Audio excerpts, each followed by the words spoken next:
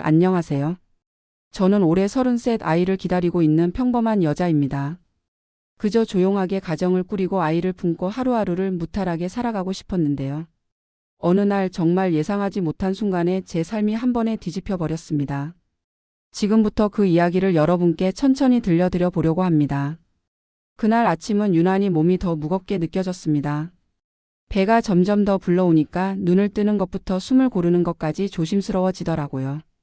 저는 창문을 열어 공기를 바꿔보려고 했는데 바깥 하늘은 잿빛에 가까웠고 금방이라도 비가 내릴 것처럼 눅눅한 냄새가 스며 있었습니다. 유리창에 손을 얹어보니 차가움이 스르르 손바닥으로 번지는데 그 온기 없는 기운이 괜히 제 마음까지 쓸쓸하게 만드는 것 같았죠.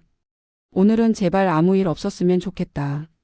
그렇게 작게 중얼거리며 부엌으로 내려갔지만 마음속에 바람이 이뤄질 거라는 기대는 처음부터 크게 없었습니다.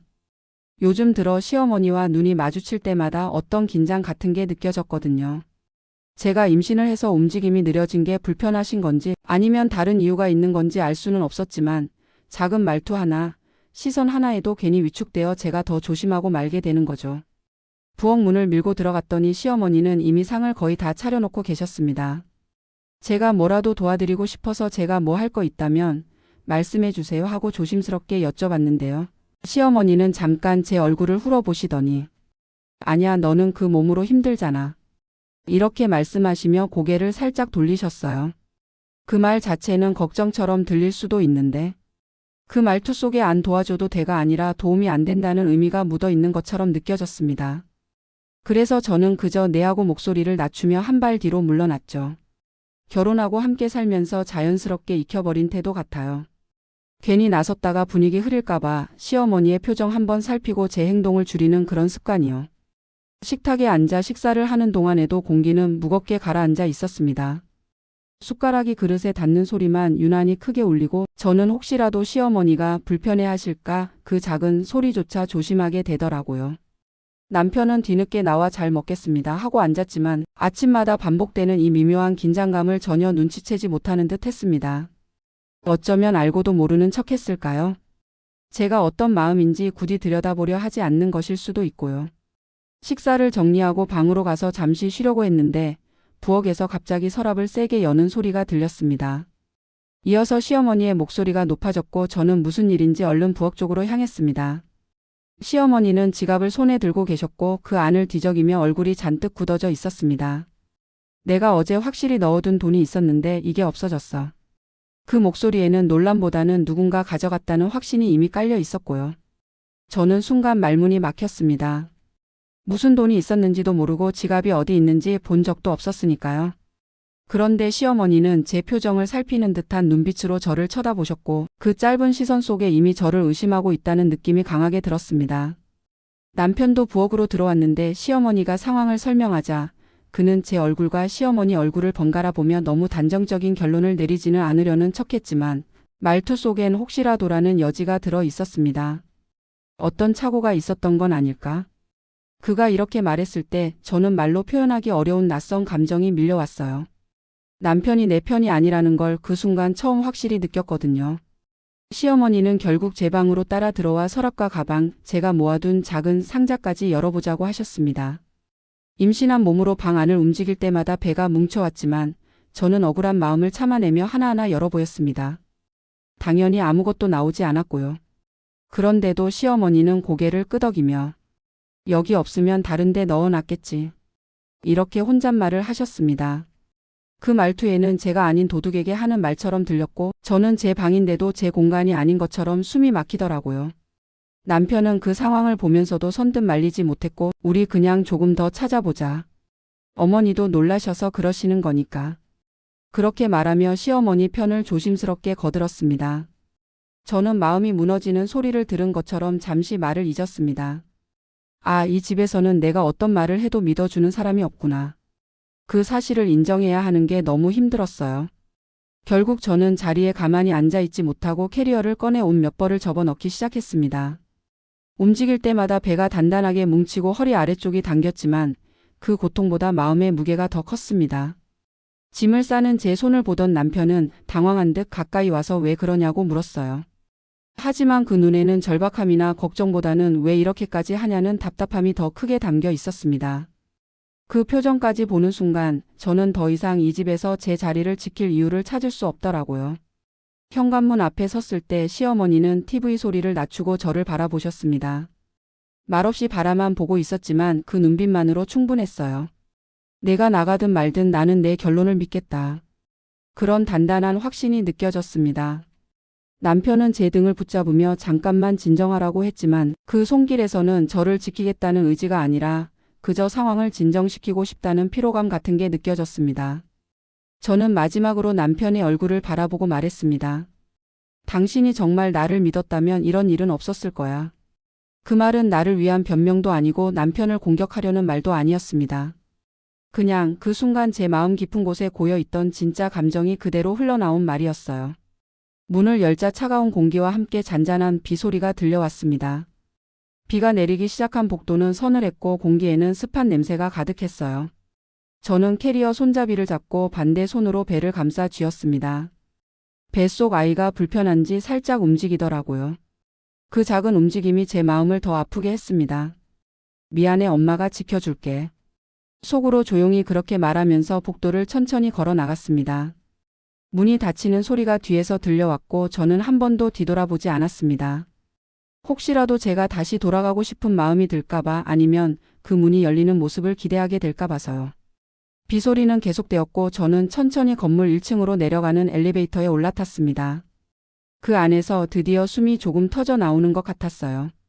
두려움과 슬픔이 뒤섞여 눈물이 맺혔지만 그 눈물 속에는 아주 작지만 뚜렷한 결심도 함께 있었던 것 같습니다. 이제 다시 시작해야겠구나. 그렇게 제 삶의 첫 번째 문이 닫히고 있었습니다. 지하 엘리베이터 문이 열리자 축축한 바람이 먼저 스며들어 오더라고요. 비가 내린 아파트 입구는 생각보다 어둑했고 바닥에 고인 물이 제 발끝까지 번져오는 모습이 묘하게 현실감을 더해주는 느낌이었습니다. 캐리어 바퀴가 물길을 끌고 지나가는 소리가 길게 이어졌는데 그 소리가 제 심장 뛰는 속도와 비슷하게 들려서 잠시 멈춰 서게 되었어요. 비를 피할 곳을 찾아야겠다는 생각이 뒤늦게 들었지만 머릿속은 멍했고 몸은 어딘가 힘이 빠져서 움직임이 잘 안 나오더라고요. 그러던 찰나에 경비실 문이 조금 열리더니 경비 아저씨가 우산을 들고 나와 저를 바라보셨습니다. 비 많이 오는데 이렇게 서 있으면 안 되지. 그렇게 말하시는 듯한 눈빛이었어요. 저는 아무 말도 하지 못한 채 고개만 살짝 끄덕였고 아저씨는 제 쪽으로 우산을 기울여주며 조용히 경비실로 들어가자고 손짓하셨습니다. 경비실은 따뜻했어요. 따뜻하다는 게 온도만의 이야기는 아니었고 그냥 사람 냄새 같은 게 느껴져서 그런지 제 마음도 잠시 내려놓을 수 있겠다는 생각이 들었어요. 저는 축축하게 젖은 머리를 조금 만지작거리면서 의자에 앉았는데 바람을 피할 곳을 찾았다는 사실만으로도 눈물이 먼저 나올 것 같더라고요. 경비 아저씨는 저를 한참 바라보다가 조심스럽게 물으셨어요. 혹시 무슨 일 있으신 거예요? 그 한마디가 너무 다정해서 더 아팠어요. 제가 이 집에서 몇 달 동안 받은 말투와 너무 달랐으니까요. 저는 목소리가 떨리는 걸 숨기려고 잠시 숨을 들이마시고 조금 일이 있었어요 하고 답했는데 말이 입 밖으로 나오는 순간 눈가에 뜨거운 게 금방 고였어요. 그동안 참고 버틴 시간이 한꺼번에 쏟아져 나오려는 것 같아서 고개를 숙이며 손등으로 눈가를 가볍게 눌렀습니다. 아저씨는 제 표정을 보며 굳이 뭐라고 안 해도 무슨 종류의 일인지 짐작할 수 있다는 듯 고개를 천천히 끄덕였어요. 그 침묵이 오히려 위로가 되었고 저는 수분을 머금은 공기 속에서 조용히 마음을 가라앉혔습니다. 잠시 후 경비 아저씨가 종이컵에 따뜻한 물을 담아 오셨습니다. 그 한 컵이 얼마나 따뜻하게 느껴졌는지 몰라요. 손을 감싸 쥐고 입김 섞인 숨을 내쉬면서 그동안 제 몸과 마음이 얼마나 차갑게 굳어 있었는지 그제야 깨달았어요. 컵을 입에 댄 순간 저는 문득 떠오르는 얼굴 하나가 있었어요. 아버지. 제가 어릴 때부터 어떤 일이 있어도 묵묵히 제 편이 되어주던 사람. 그 사람이 지금 이 상황을 알게 된다면 얼마나 속상해할까 그런 걱정이 먼저 들었고 동시에 그래도 그 사람이라면 나에게 손을 내밀어 줄 수 있는 유일한 사람일지도 모른다는 생각이 함께 밀려왔어요. 저는 떨리는 손으로 휴대폰을 꺼냈습니다. 번호를 누르는데 손가락이 덜덜 떨려서 2번이나 잘못 눌렀고 결국 연락처 목록에서 아버지 이름을 찾아 천천히 눌렀습니다. 신호음이 2번 울리자 그 익숙한 낮고 안정적인 목소리가 들려왔습니다. 수진아? 그 한마디에 저는 그 순간 숨이 막히듯이 목이 메어서 말을 하지 못했어요. 어떻게 설명해야 할지 어디서부터 말해야 할지 모르겠고 그냥 그의 목소리만 들어도 위로가 되면서도 동시에 너무 미안한 마음이 밀려와서 말을 못 이어갔어요. 제가 말을 하지 못하니까 아버지는 조금 더 단단해진 목소리로 어디야 하고 묻더라고요. 저는 최대한 흔들리지 않으려고 노력하면서 지금 있는 곳을 조심스럽게 알려드렸어요. 아버지는 말이 끝나자마자 거기 가만히 있어. 이 말만 남기고 전화를 끊으셨습니다. 그 문장 안에는 다그침도 없었고 왜 거기 있냐는 질책도 없었고 오직 지금은 너를 먼저 찾아야 한다는 마음이 담겨 있는 것처럼 느껴졌어요. 그 말을 듣자마자 저는 그동안 혼자라고 생각했던 시간이 눈앞에서 하나씩 무너지는 것 같아 참을 수 없이 눈물이 흘러내렸습니다. 아이가 움직이는 게 느껴져서 저는 본능처럼 배를 감싸 안았고 괜찮아, 금방 괜찮아질 거야 라고 속으로 아이에게 말해줬어요. 한 20분쯤 지났을까요? 경비실 밖에서 차 소리가 들리더니 검은색 SUV가 천천히 멈추는 모습이 보였어요. 문이 열리고 내리는 사람을 본 순간 제 눈이 다시 뜨거워졌습니다. 아버지였습니다. 평소와 다르지 않은 정장 차림이었는데 그 모습이 그 어느 때보다 든든하게 느껴졌어요. 아버지는 경비실 문을 열고 들어오시자마자 저를 위아래로 천천히 훑어보셨습니다. 젖은 머리카락, 축축한 옷자락, 떨리는 손. 아무 말도 하지 않으셨지만 그 침묵 속에 모든 감정이 담겨 있는 것 같았어요. 그러다 제 어깨에 조심스럽게 손을 올리시고 가자. 한 단어로 저를 밖으로 이끄셨습니다. 언제나 그렇듯 아버지의 말은 길지 않지만 강했고 그 강함이 저를 붙잡아 주더라고요. 차에 타자마자 아버지는 히터를 켜고 손수건을 제 무릎 위에 올려두셨어요. 그리고는 운전대를 잡은 상태에서 잠시 숨을 고르듯 조용히 계셨습니다. 몇 분 뒤 아버지는 시선을 창밖에 둔 채 조심스럽지만 단단한 목소리로 물으셨어요. 말해봐라. 무슨 일 있었던 거냐? 저는 그 말을 듣는 순간 또 목이 메었지만 피할 수 없다는 걸 알고 있었기에 천천히 말을 꺼냈어요. 아빠, 나 도둑으로 몰렸어. 입술을 떨며 그 말을 뱉어내는 순간 모든 감정이 한 번에 무너져 내리는 것 같았어요. 아버지는 말없이 운전대를 꼭 쥐셨고 손등에 힘줄이 튀어나오는 게 보이더라고요. 그 모습만 봐도 아버지가 얼마나 화가 났고 얼마나 속상해 하시는지 다 느껴졌어요. 하지만 아버지는 감정을 쏟아내지 않으셨어요. 대신 아주 낮고 차분한 목소리로 됐어. 이제부터는 내가 한다. 이렇게 말해 주셨습니다. 그 말 한마디가 저에게는 세상의 모든 안정이었어요. 차는 친정집을 향해 달렸고 창밖에 비친 불빛들이 스쳐 지나갈 때마다 저는 비로소 숨을 조금씩 내쉴 수 있더라고요. 그 순간 저는 마음속으로 아주 조용하게 이제 혼자가 아니구나. 이렇게 되뇌며 눈을 감았습니다. 마이너스. 아버지 차에 타고 집으로 가는 길 동안 저는 아무 말도 하지 못했어요. 말을 하려는 순간마다 목이 메고 숨이 걸려서 차창 밖 비치는 흐린 불빛만 멍하게 바라보고 있었죠. 아버지도 저를 다그치지 않고 그저 조용히 운전을 이어가셨습니다. 아버지 특유의 묵직한 침묵이 오히려 더 큰 위로처럼 느껴지더라고요. 친정집에 도착하자 아버지는 먼저 우산을 펼치고 제 쪽으로 기울여 주셨어요. 문을 열고 들어가는 그 순간 따뜻한 집안 공기가 스르르 몸에 감기면서 긴장이 조금 풀리는 느낌이 났습니다. 아버지는 제가 젖은 옷을 갈아입을 수 있게 수건과 따뜻한 옷을 가져다 주셨고 저는 욕실 거울 앞에 서서 잠시 제 모습을 바라봤어요. 눈가는 빨갛게 부어 있었고 머리카락은 축축하게 젖어 이마에 들러붙은 채였죠. 그 모습을 보고 있으니까 왜인지 모르게 갑자기 서럽다는 감정보다는 그래, 여기가 내 자리구나 하는 안도감이 먼저 밀려왔습니다.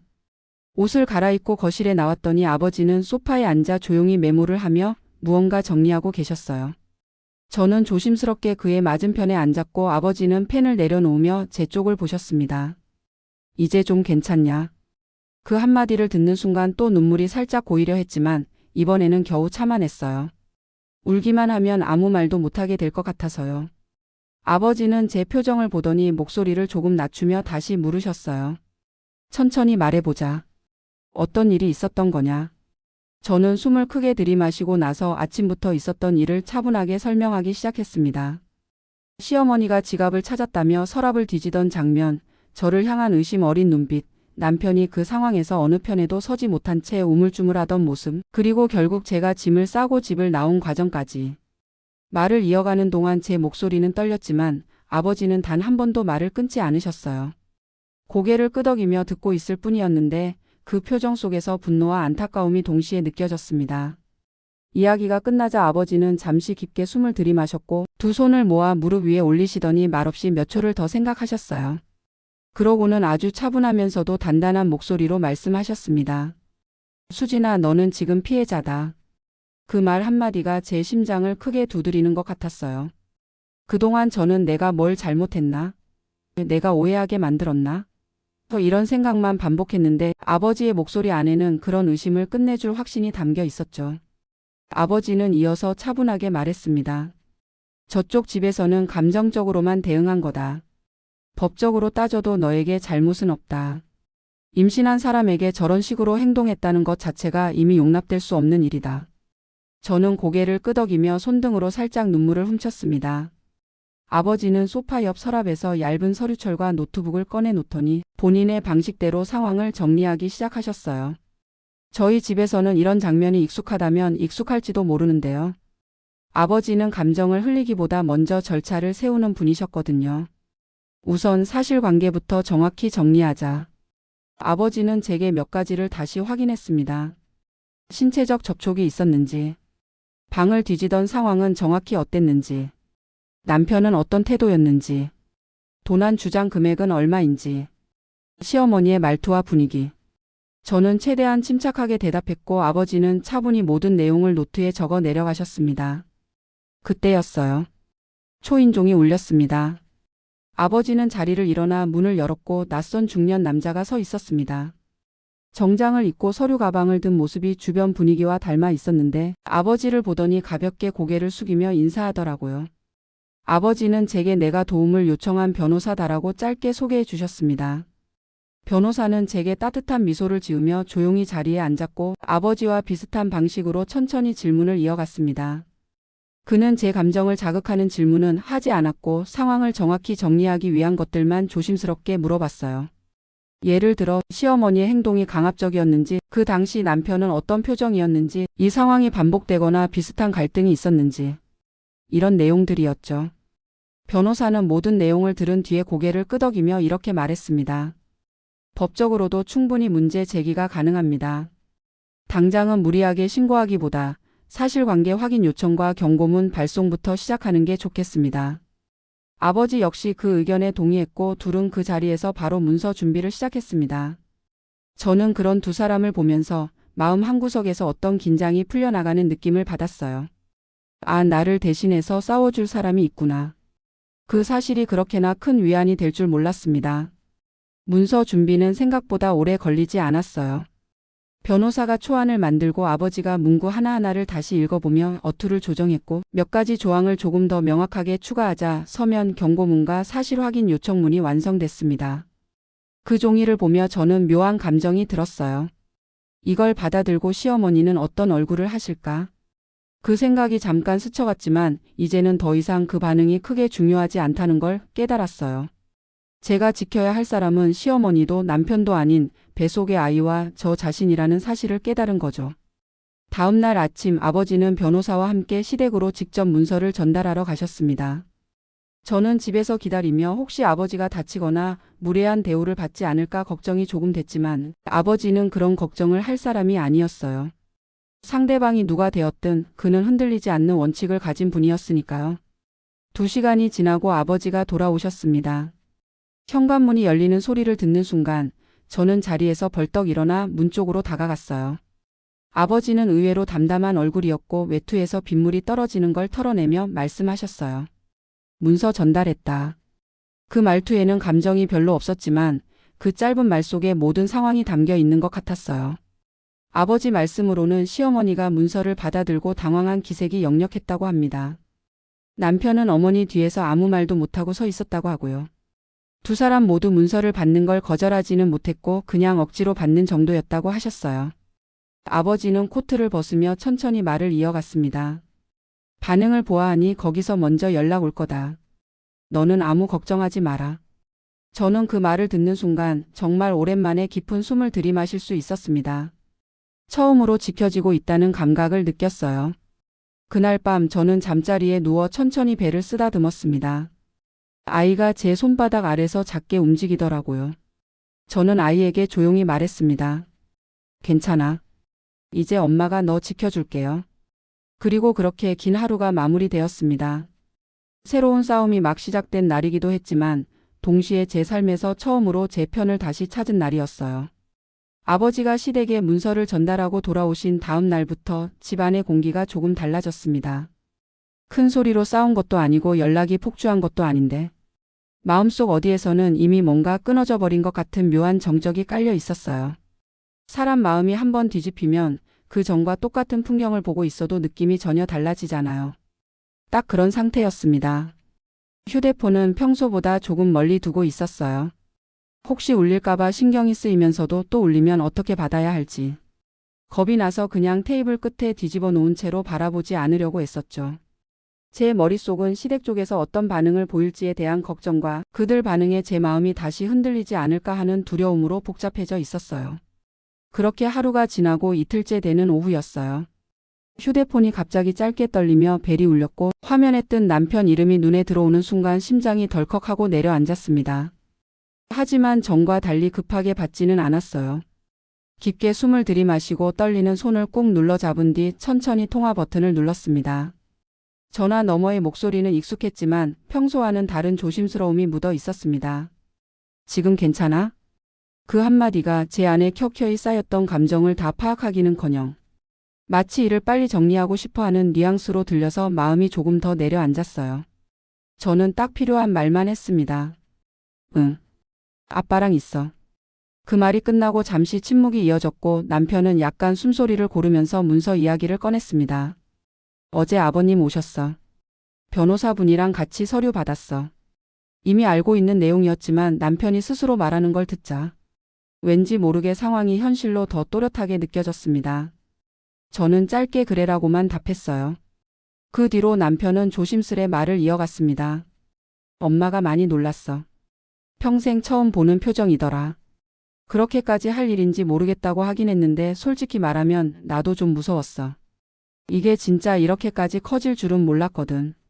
그 말을 듣는 순간 마음 구석에서 묘한 허탈함이 밀려왔습니다. 저는 그 집 복도에서 비를 맞으며 떨고 있을 때 이미 제 인생이 완전히 뒤집어져 있었는데 남편에게는 이제야 일이 커졌다는 것처럼 들렸으니까요. 그래서 저는 한번 물어봤습니다. 너는 어떻게 생각해? 내가 너무한 거라고 생각해? 남편은 바로 대답하지 못했고 긴 침묵 끝에 어렵게 말을 꺼냈습니다. 너무하다기보다 그냥 우리가 이렇게까지 갈 줄은 몰랐던 거지. 너도 알잖아. 회사에서도 사람들 말 나오고 우리 형편도 그렇고 이런 일 터지면 부담이 크니까. 그 말이 남편의 진짜 속마음을 그대로 보여주는 느낌이었어요. 제가 어떤 상처를 받았는지보다는 이 일이 자기 삶에 어떤 영향을 미칠지 걱정하고 있다는 게 너무 분명히 느껴졌거든요. 저는 천천히 숨을 들이마시고 대답했습니다. 그럼 넌 결국 이 문제가 너한테 피해 안 갔으면 좋겠다는 거네? 남편은 대답하지 못했습니다. 침묵이 오히려 답처럼 느껴졌어요. 그리고 이어지는 말이 더 결정적이었습니다. 한 번만 만나서 얘기하자. 엄마도 미안하다고 하고 싶대.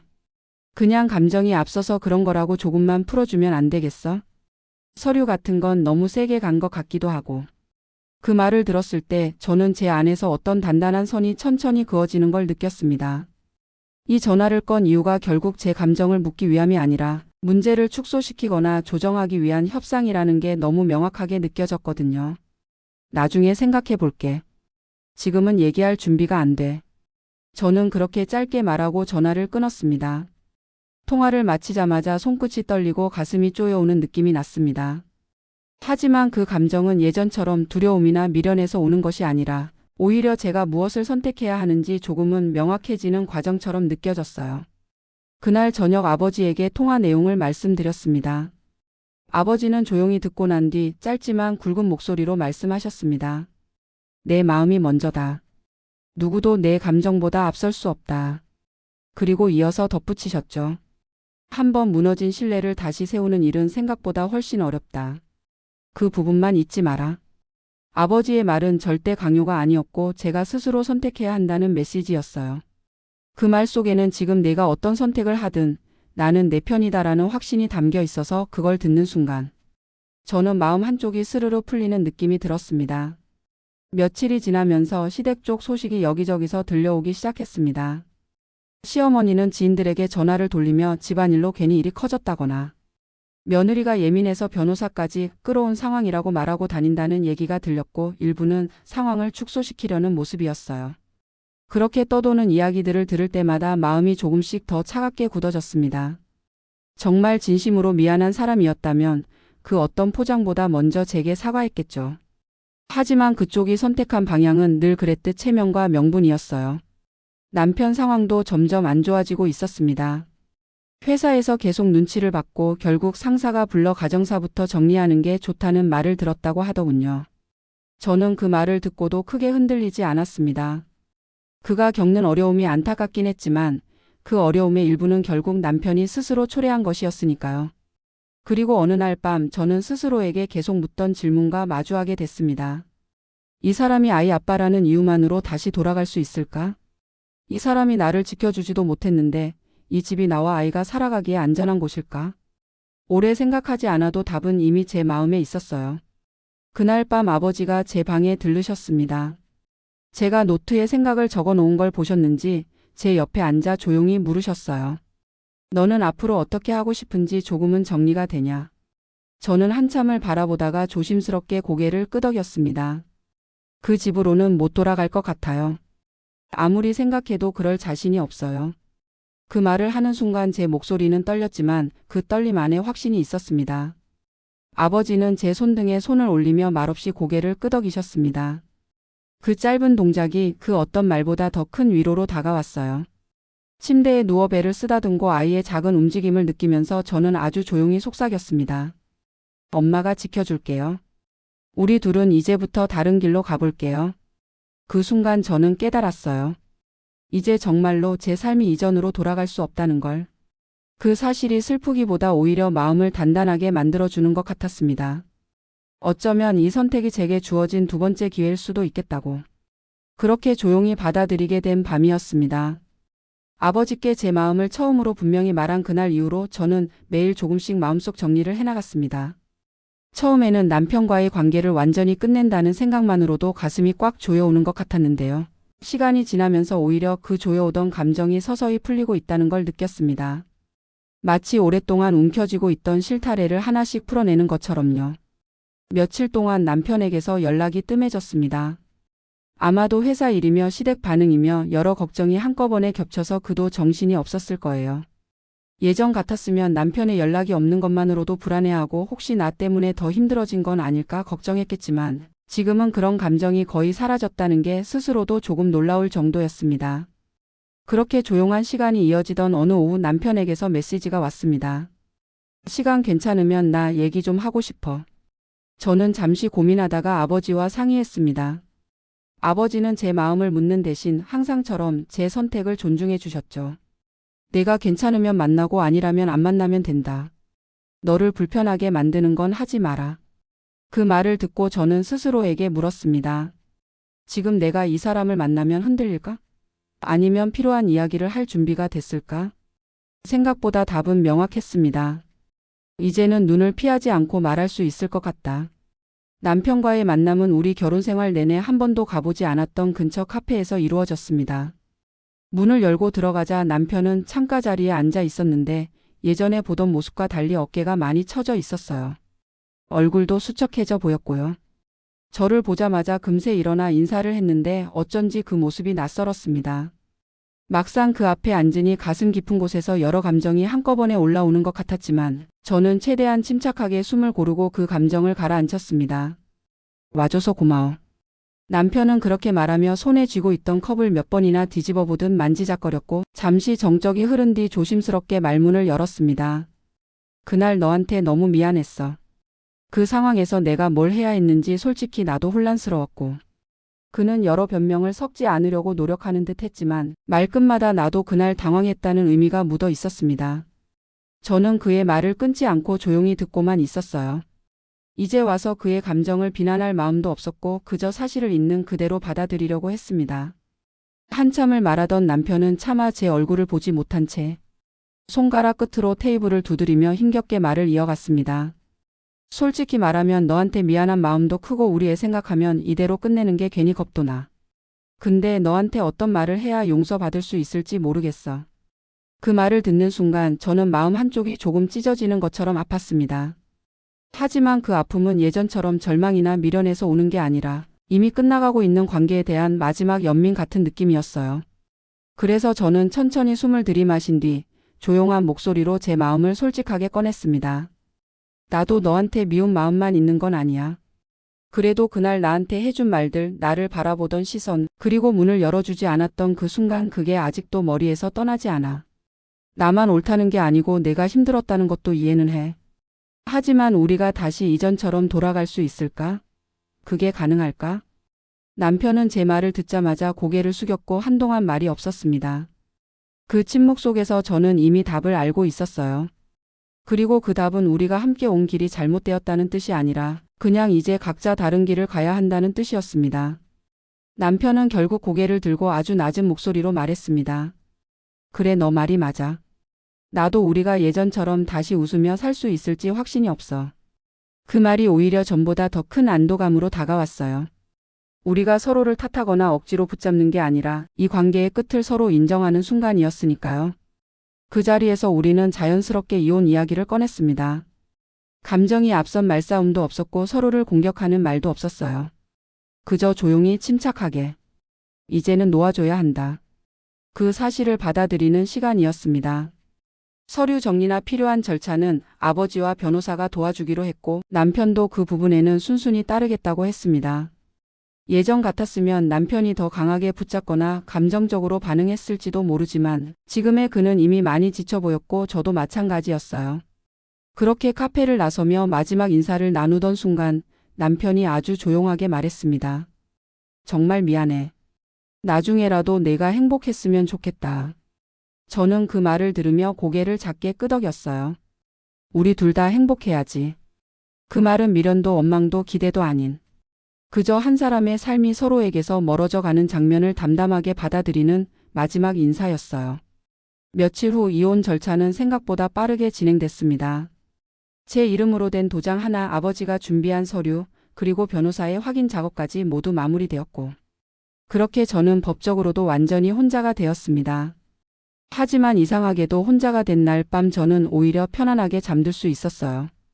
혼자라는 사실이 무섭지 않았던 건 누군가 나를 지켜주는 시간이 아니라 내 인생의 주인이 다시 나에게 돌아왔다는 느낌 때문이었던 것 같아요. 그리고 시간이 흘러 저는 건강하게 아이를 출산했습니다.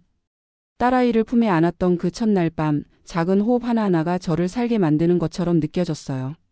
아기 손가락이 제 손을 꽉 잡는 순간 저는 눈물이 고이면서도 웃음이 났습니다. 괜찮아요. 엄마가 있잖아. 그 말을 얼마나 많이 속삭였는지 몰라요. 아이를 키우면서 저는 천천히 제 삶을 다시 세워갔습니다. 상처가 완전히 사라지지는 않았지만 그 상처를 바라보는 제 마음은 예전과 완전히 달라져 있었어요. 이제는 그 상처를 부끄러워하지 않고 오히려 그 상처를 딛고 살아가는 제 자신이 조금은 자랑스러워지기 시작했거든요. 그래서 저는 어느 날 결심했어요. 나처럼 상처받은 사람들에게 작은 힘이라도 빌려주고 싶다고. 그래서 지역센터에 연락해 상담 프로그램을 배우기 시작했고 비슷한 경험을 한 엄마들과 모임을 만들었습니다. 이야기를 듣고 울고 서로 손을 잡아주는 그 시간들이 저뿐만 아니라 누군가에게도 큰 위로가 된다는 걸 깨달았습니다. 그 모임은 시간이 흐르면서 조금씩 규모가 커졌고 저는 작은 재단 형태로 만들기까지 했어요. 이제는 누군가의 절망이 조금이라도 줄어들고 누군가의 하루가 조금이라도 밝아지는 데 도움이 되는 사람이 되고 싶습니다. 그리고 이제 제 이야기를 마무리하며 조용히 그러나 진심으로 여러분께 말씀드리고 싶어요. 제 이야기를 끝까지 들어주셔서 정말 감사드립니다. 아마 여러분 중에도 비슷한 순간을 지나고 있거나 혹은 지나온 분들이 계실지도 모르겠죠. 제가 겪었던 이 시간이 누군가에게 작은 위로가 된다면 그걸로 충분할 것 같아요. 여러분은 이 이야기를 들으며 어떤 생각이 드셨나요? 혹시 마음속에 남는 장면이나 하고 싶은 말이 있다면 잠시 나눠주셔도 좋겠습니다. 여러분의 목소리가 또 다른 누군가에게 큰 힘이 되니까요.